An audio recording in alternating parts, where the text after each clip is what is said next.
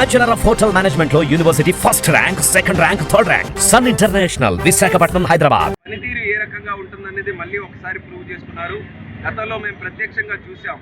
ఇదే శ్రీకాకుళం జిల్లాలో తిత్లీ తుఫాను వస్తే ఎక్కడో అమరావతిలో ఉన్నటువంటి ఆయన మొత్తం కలెక్టరేట్ని కానీ సెక్రటేరియట్ని కానీ అంతా కూడా ఆ విపత్తు ప్రాంతంలోకి షిఫ్ట్ చేసి సుమారు 7 రోజులు, అప్పుడు దసరా పండగ వచ్చినా సరే ఇంటికి వెళ్లకుండా కుటుంబాన్ని అక్కడ పిలిపించి మరీ జరిపించుకున్నారు.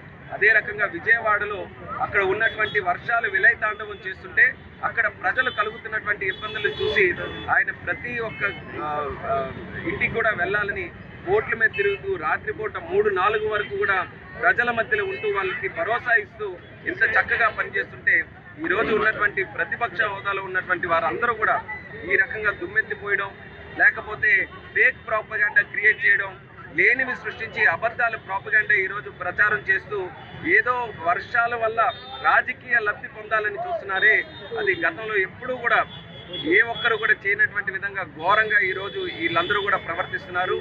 5 సంవత్సరాలు వాళ్ళు చేసినటువంటి పనులకి ప్రజలు బుద్ధి చెప్పారు. ఒకసారి మొన్న జరిగినటువంటి ఎన్నికల్లో స్పష్టంగా ఇలాంటి పనితీరు మాకొద్దు, ఇలాంటి యాటిట్యూడ్ మాకొద్దని చెప్పినప్పటికీ కూడా ఇంకా అదే రకంగా సోషల్ మీడియాలో తప్పుడు వార్తలు ఇవన్నీ కూడా చేస్తున్నారు. అందుకే ప్రభుత్వం ద్వారా చర్యలు కూడా తీసుకుంటా ఎవరైనా సరే సోషల్ మీడియాలో తప్పుడు వార్తలు పెడితే మాత్రం ఖచ్చితంగా వారి మీద చర్యలు తీసుకుంటామని కూడా తెలియజేస్తున్నారు. కేంద్రంతో ఈరోజు విపత్తు పైన మీరు ఏ విధంగా? కేంద్రంతో నిరంతరం కూడా సంప్రదింపులు జరుపుతున్నాం.